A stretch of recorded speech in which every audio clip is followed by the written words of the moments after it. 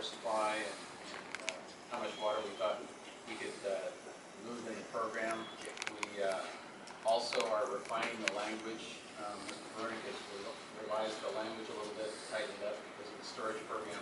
There's some ambiguities in there, so we're cleaning up the language. We have a new draft, but we're moving forward. We're progressing. Don't need to take any action tonight, but we're getting real close on that. It's not going to prevent us from starting to move water. It's wanting to move, start to recharge water to the agreement drafting. How close is close? Next week? Well, it's done. We have language. So by next meeting, we'll be able to take action on it? If Metropolitan gives us the... Yeah, it's really, we're ready to, it's kind of an iteration where they've drafted something, gave it to us, and we have refined language we're going to get back to them, so it'll be in their court, and I think they'll probably be receptive to it. It's good news. Keep those things working. East side today for the first time, testing all the piping, and it's all working very well. So we're ready to do some recharge. We'd like to recommend doing 10,000 acre feet or up to 10,000 acre feet of recharge. The current price to import water variable is about $283 an acre foot. So that would be a budget of about $2.83 million. As Dan probably has alluded to, that we could get this water back in an exchange deal with Met or others later in the year, which would include the variable costs as well. So, but this would allow us to start recharging water now, and time is of the essence when it comes to recharge. Where would we bank? We're looking at doing most of this on the west side, Keith. There would be some that we do at the east side. That project is ready to take water. We'd like to see how well it did. How much of that was due to the state charge? $283 isn't it right now is the variable. That's all state. Then we have some additional charge. We're doing it all by gravity. It's very minimal overall. So a little staff time, but overall it really isn't much on our end. Okay, I move on boiler 682 that we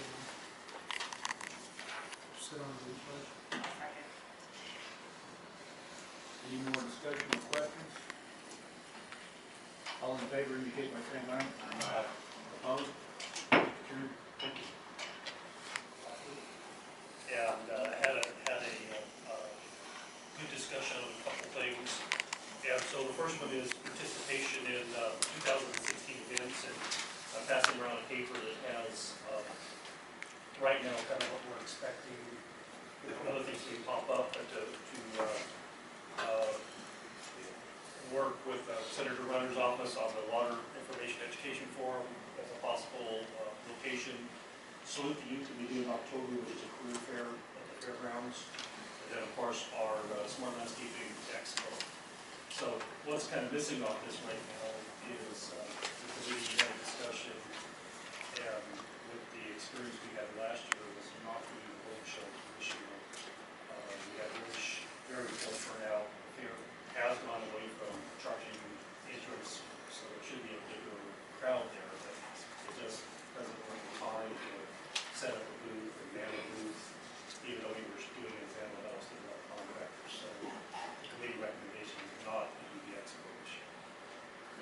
So, and I will bring that up to the state law contractors meeting on Thursday night.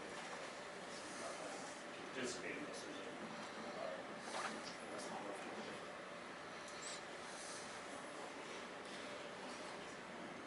I'll be next one. Home show. I would have to do the crowd. Yeah, I mean, if you look at access to the crowd. Well, the home show last year, the fair charged for parking and charged for entrance. I don't think we had 2,000 people on Saturday. And to have the time to set the booth up, man the booth, take the booth down, it just wasn't working. I think that gate killed the home show this year to take the gate off. But I think we need to just let it kind of see what happens and decide if we want to participate in the future. That's the issue. I'm probably pretty sure that the AV water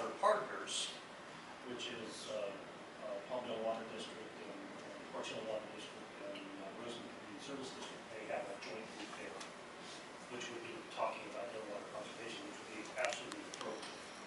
I'm not sure we need to be there as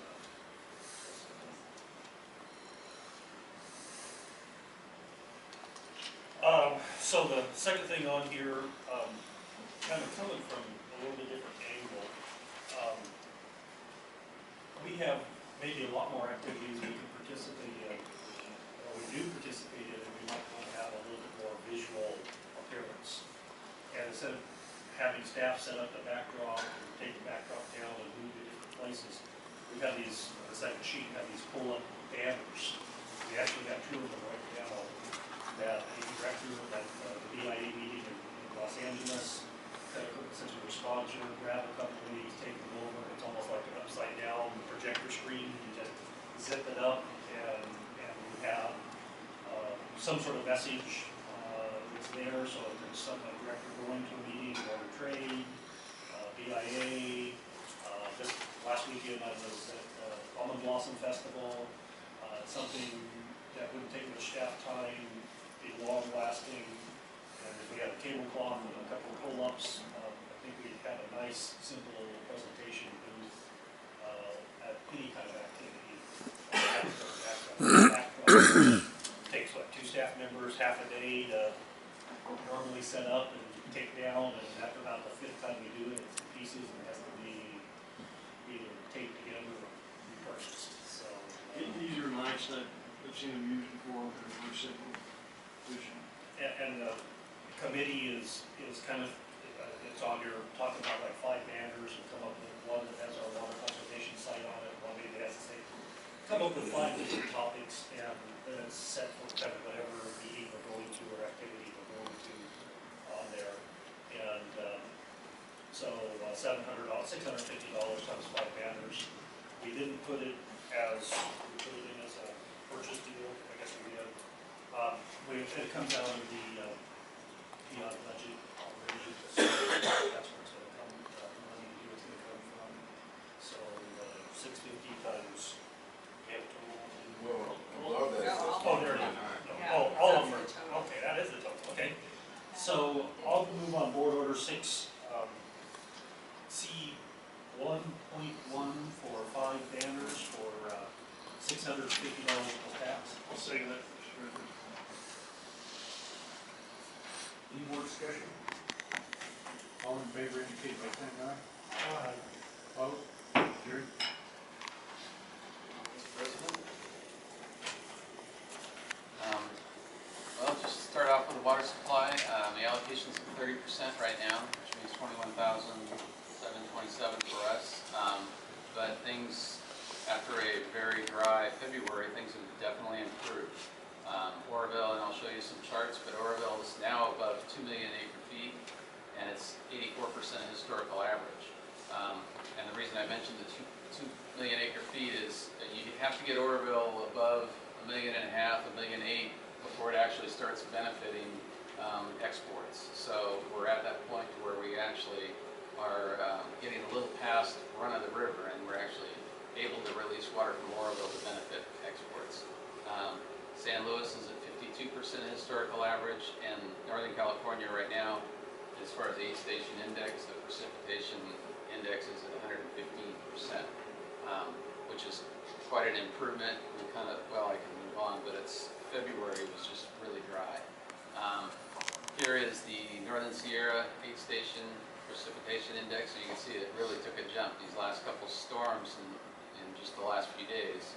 I guess March came in like a lion, and they actually had flows into Oroville at over 100,000 CFS, so it really came in quickly. So you can see the blue line is our current precipitation, so we're above the average, and it's looking pretty good compared to the last few years. I added this one. This is a chart showing that same information, that aid station index, but this is just kind of informational. This is the strong El Nino years for that same index. So you can see that, everybody touts the El Nino, strong El Nino, but they can really be kind of all over the place. So So we're kind of right in the middle of strong El Niños, but that's good news. This is the snowpack. Again, February was not very productive, but the last few storms have been really good and cold. Where you can see the pink line there below the black dotted line is this year's snowpack. So we're well above what we were last year, and we're slightly under average for this time of year. This is the 10-day forecast for the Feather River, and I put this in just because it shows the snow level and the amount of precipitation that Feather River Basin gets and is projected to get. You'll notice that if you look down at the first 10 numbers are the actuals for the last 10 days, and the forecast is in that gray shaded area. So the forecast for the next 10 days is 418% of normal. So we're going to have a pretty wet 10 days, and then a couple of good wet weeks. So, and the snow levels are respectable. You can see even some of the snow levels are in the 3,000. So you're going to get an addition to the snowpack.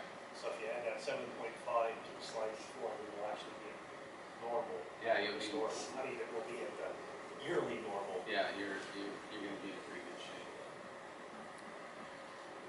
The storm that came through was fairly warm, and so that it really rained like crazy, and you got a lot of really quick runoff, and then it cooled off, and so you started building the snowpack. So it's good news for Oroville, and as I mentioned, we finally got above 2 million acre feet of storage. The blue line is the actual storage, and the red line is the flood regulation. So that's where we would have to start worrying about, spilling water or something. So we're not in danger of that, but we're actually building storage in Oroville, which is really good news. This is San Luis. So San Luis again is gaining, not as fast as we'd like to see, but San Luis is kind of steady as you go. They pump in as much as they can and capture, considering all the restrictions they have in the Delta. The dark blue is the state water project share, and the light blue is the federal share. So that first dotted red line is the DWR capacity, but we've got plenty of room in San Luis. It's unlikely, very unlikely, that we will fill San Luis this year, just because you can see where we are in March. There's quite a bit of capacity left, and it's not likely we're going to fill that. So what that kind of means is that any increase in allocation, we're not likely to spill any water out of San Luis. Some years when you got a really big year and San Luis fills up, you might have to worry about getting it down to San Luis before it gets reclassified for this year. You're not in danger of that. Another question. So let's say that next year we have another repeat this year, and then you just start spilling water. Does that mean that we can buy that water, get that water for free? Well, for people that instead of them need to pay for their tank? What they do is, they've allocated water to all the contractors, including AVEK, for the calendar year 2016. And so then you're taking water during the year, and if you leave water basically in San Luis, it carries over. And they're usually pretty flexible about that because it gives contracting agencies a little more flexibility, a little bit of an insurance policy, and you don't lose that until, technically you wouldn't lose it until it gets in their way. If you're starting to pump in water for 2017 and you're up against that top red dotted line, they're saying, hey, the water you carried over from last year is starting to get in our way. So we're going to reclassify it if you don't get it out of there. So you can keep water in San Luis, and they've been, as I say, especially in dry years, they're pretty accommodating, and they let you keep it in San Luis as long as it doesn't get in anybody's way. If it starts getting in somebody's way, then that's when everybody starts doing unbalanced exchanges, and they say, hey, I'll give you my water for free as long as you give me half of it back. That's where, in 2011, I think 2011 was the last time everybody was kind of scrambling around trying to get water out of San Luis. So that's the position we want to be in. You have a lot of flexibility. The agency has a lot of flexibility this year. Carrying water over in San Luis is one of the opportunities you have. Recharging water is one of the opportunities you have. Exchanges and storage programs. You have several options that you can exercise this year. So this chart just shows that you can exercise that option of keeping water in San Luis. The nice thing about San Luis is that it's kind of a pun, but it's like liquid. You know, it's a very liquid asset. You can get it out of there really quickly. Groundwater storage, you know, you put it in, it takes a while to get in, it takes a while to get out. Or San Luis, it's already south of the Delta, it's already allocated to AVEK, you have easy access to it. So it's a real nice asset. I just kind of threw this in for informational. This kind of shows where we are this day and age. This dark blue line is San Luis storage this year, so 915,000 acres. This red line is 1976-77. So that is like super driest year we've had in recent history, and we had more water in there during that dry year than we do now. That's an illustration of how many restrictions we have compared to where we were in the 70s, because we could capture water in the Delta and get it south of the Delta. We delivered more water in 76, 77 than we did in the project did in 2013. You know, like we had a dry, remember when we had 5% allocation? They actually delivered 3 times as much water in 76, 77 because they were able to capture it in the Delta and get it south. So that's kind of a kind of sobering fact, right? We don't have any opportunities to get it south of the Delta. Before I go into operations, I just wanted to mention with, the last operations committee they had in Sacramento, they run a series of studies on different hydrologies, different allocation levels, and so forth. And this is the one where, when I went up there and we saw the 99% chance of exceedance, this is when we were at 15%. And I came to the board and said, we're going to go to 25, 30% because the study that they showed came out at 26. So it was likely it was going to go up. If you plug in the existing hydrology into the studies here, it lands right about here in the middle, and the studies would result in a 45 to 50% allocation. So if we just ran the numbers, we would say that these wet storms are going to bump the allocation up, to a pretty decent level, 40 to 45%. What we have right now is when they do the snow survey, they do it on the first of the month, and so they check the snow levels on March 1st, but March 1st was the result of a very dry February. And so a lot of this precipitation, a lot of this snow has been since February, or since March 1st. So that's why it may not be reflected if they ran the studies today on the snowpack, but if you look at the hydrology and the precipitation, it's looking very, very good for an increase. There is an operations committee meeting next week. I'll be in Sacramento for the board meeting, and then an operations committee on Friday. And usually the operations committee, that's when they run these studies again based on the current hydrology. And so I would expect we're going to see a change in the allocation.